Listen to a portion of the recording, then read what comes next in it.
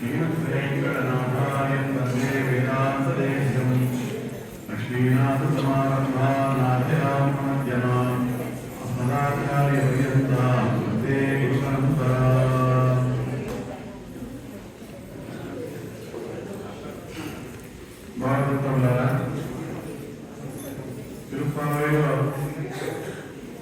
మనము 3వ ప్రకరణంలో ప్రవేశిస్తూ మనం ఆరంభించినటువంటి ఈ పాఠంలో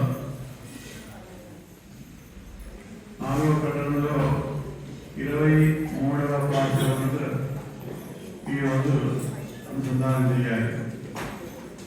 నిన్నటి పాఠంలో ఆ స్వామిని రెండు బండి ఎంగంటే నోకుదియే ఇంగంటే పాపమైందే బావాయ్ అంటే ఆ స్వామిని కన్నులు తెరవని ప్రార్థించారు. అయితే మన ఆళ్వారు అమ్మాళ్వారు స్వామి, తిరుమల ఆళ్వారు స్వామి వీళ్ళు తమను స్త్రీగా భావించి నాయికా భావంతో ఆ పరమాత్మను ఎదుర్కొలేకపోయామని ఆ విరక్తితో రాసినటువంటి ప్రబంధములు ఉన్నాయి.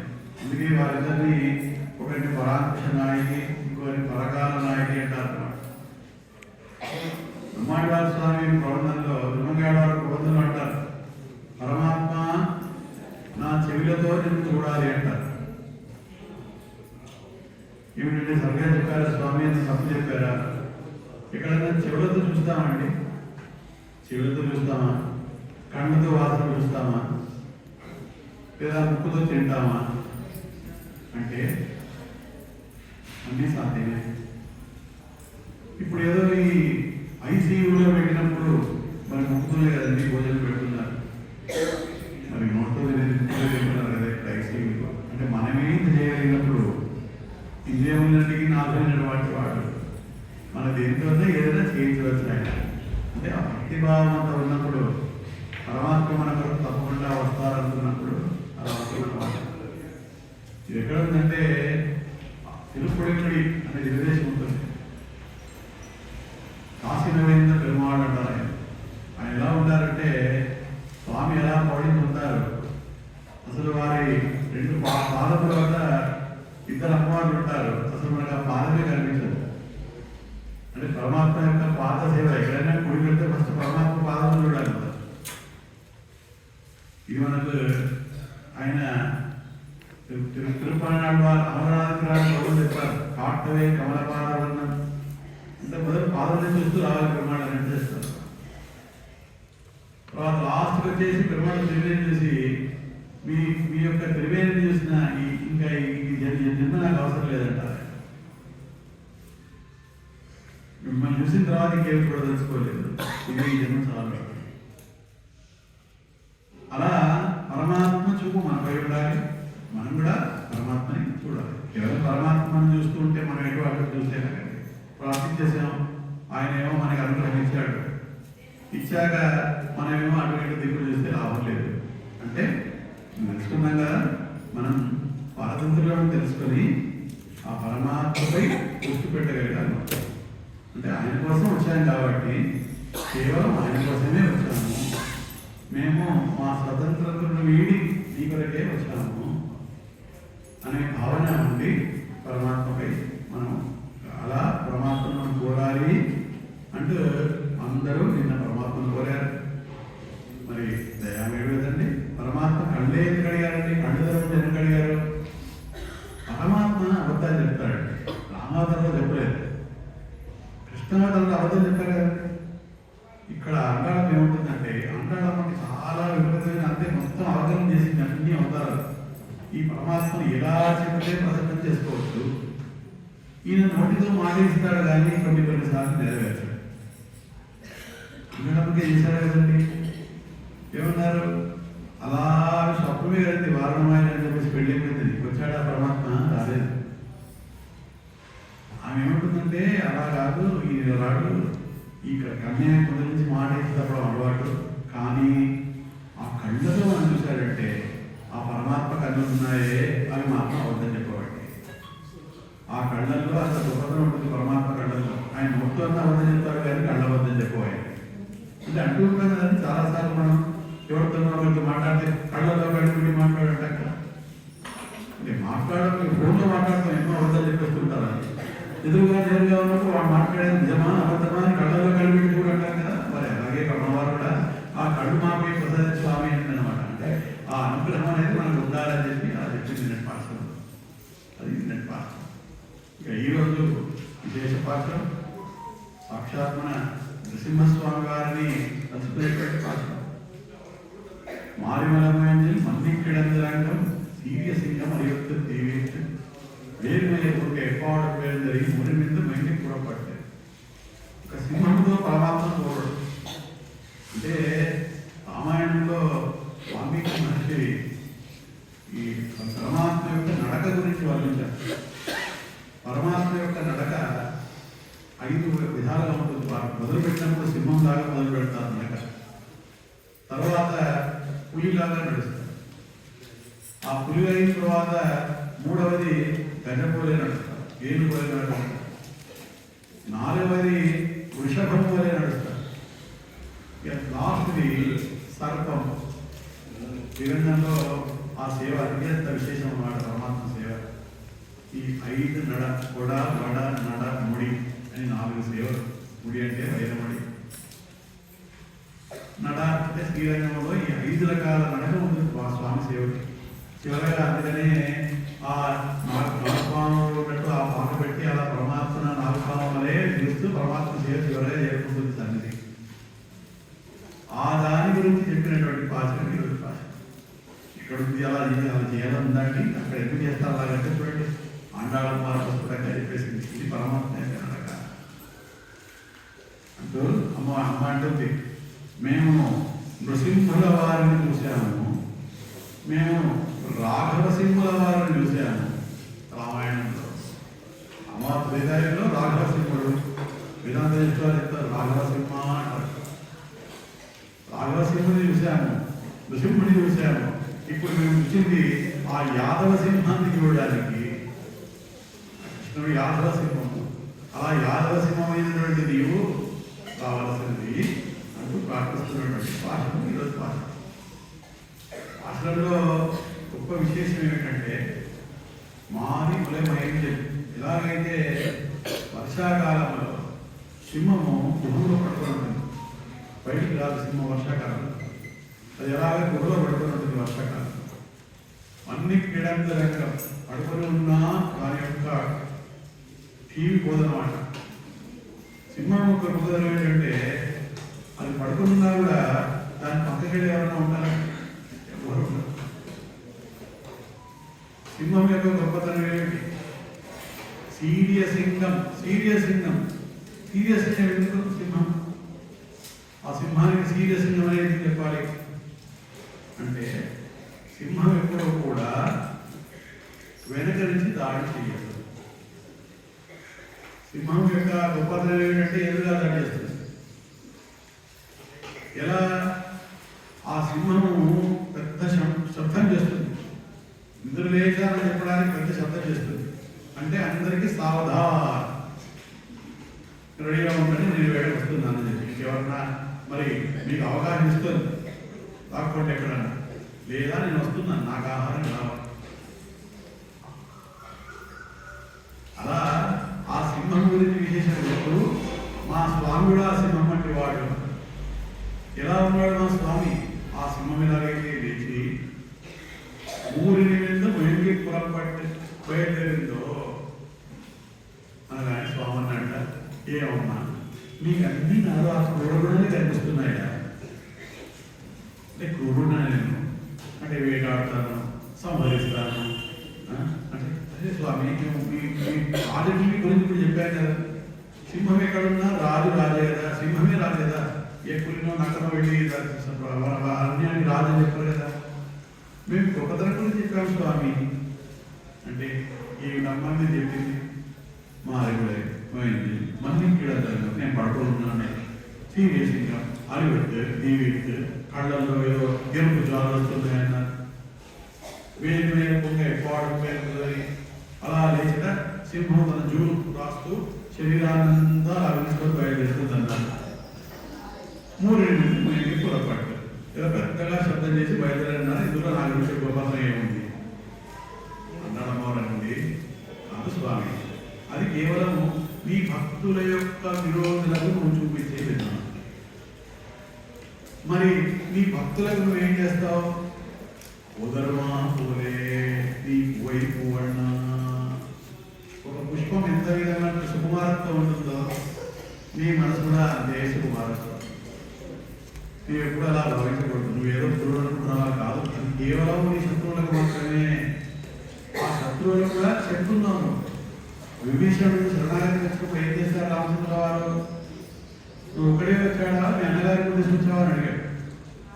నీ సమస్త పరివారాన్ని తీసుకున్నా, అందరికీ శరణాగతి ఇస్తాను, అవే ఇస్తాను రాముడు శ్రీరామచంద్ర.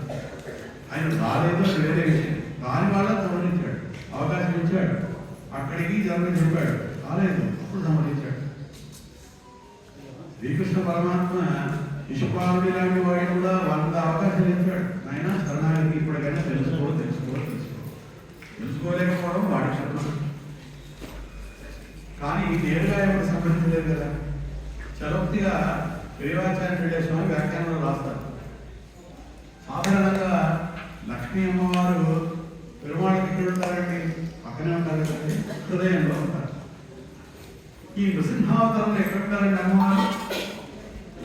స్వామివారు తొడపైన ఉంటారు, హృదయంలో తొడపైన ఉంటారు. ఎందుకు అంటే నా కుమారుడికి అవకాశం ఇవ్వకుండా సంహరించాలని తొందరగా అంటే వెళ్ళిపోతుంది. లక్ష్మీదేవి బయట లక్ష్మీదేవి అలా దుష్కులవారు వదిలిపెట్టి బయలుదేరింది. నా కుమారుడి హిరణ్యకశిపుడు కుమారుడే, కుమారుడు కదండి, దుష్ట కుమారుడైనా కుమారుడే. పిల్లవాడు హోంవర్క్ చేయకపోయినా తండ్రి గారేమో మొదలు ఇంటికి భోజనం పెట్టనంట, అమ్మేమో భోజనం పెట్టిన తర్వాత చీరబాబు హోంవర్క్ మొదలు తిన్నాడు. అలా లక్ష్మీదేవి ఏం చేసిందంటే వెళ్ళిపోవడానికి ప్రయత్నించినప్పుడు స్వామి గారు నెక్స్ట్ అవతారంలో మొదలే అవకాశం ఇచ్చి తర్వాత చెప్తానన్నాడు. సంహారం ఇప్పటి నుంచి అవకాశం ఇస్తానని చెప్పి చేస్తానన్నాడు.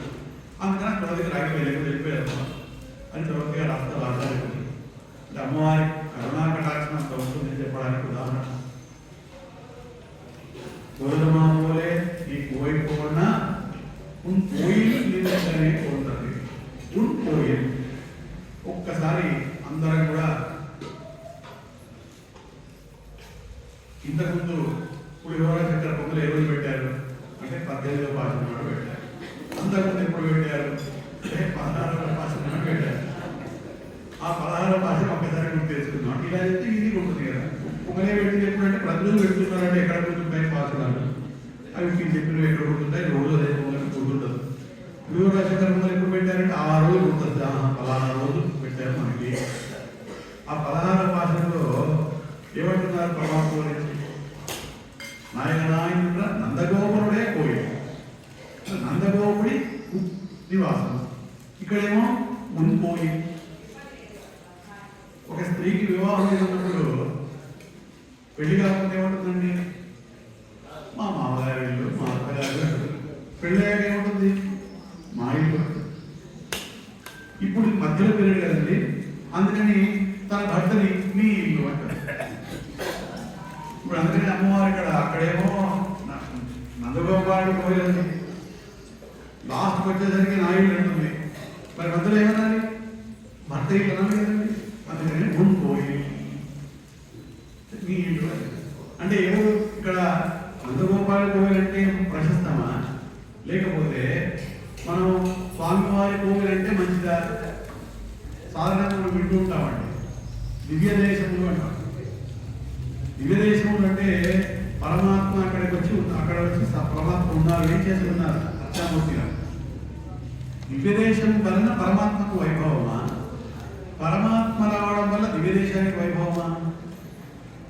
చూడండి, మన హిందూ ధర్మంలో తర్కము శాస్త్రము అన్నీ ఉన్నాయి.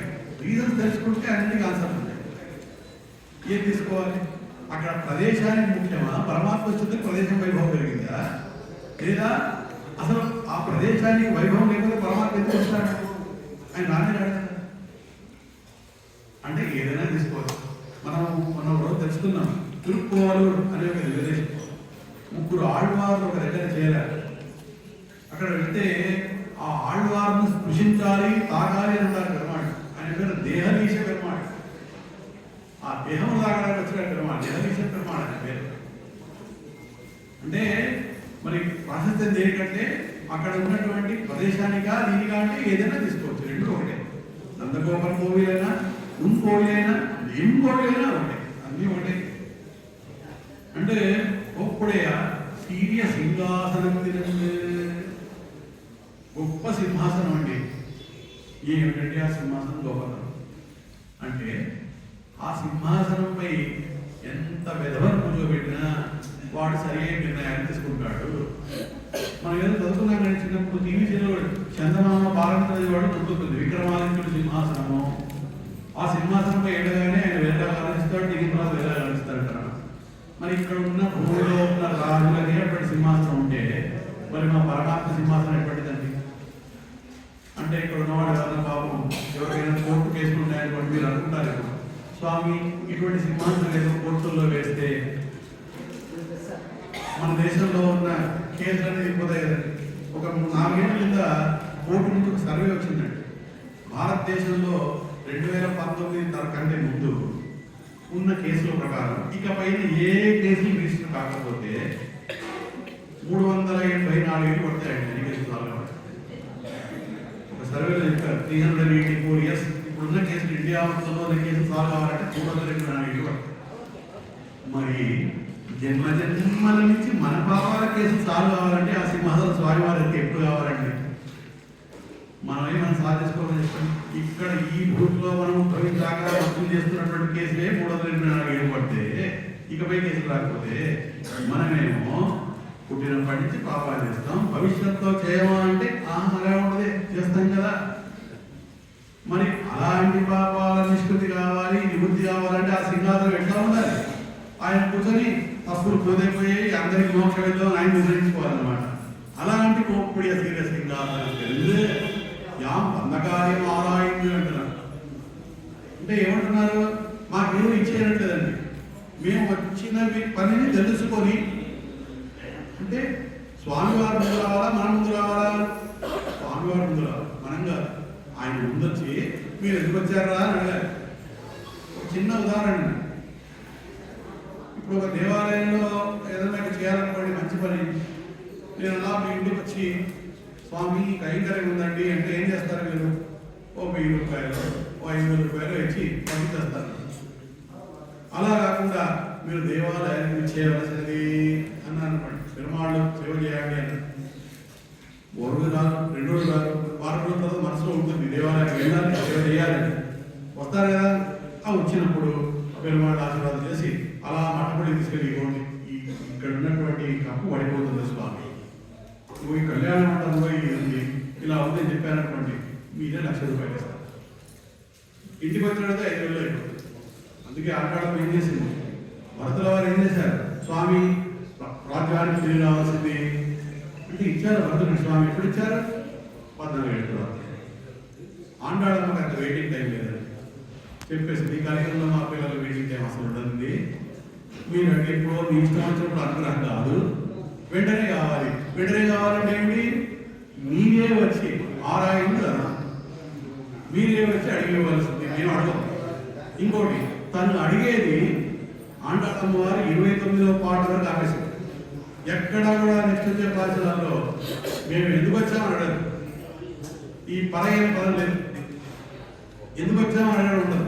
కేవలం 28వ పాటలో శరణాగతి చేస్తుంది.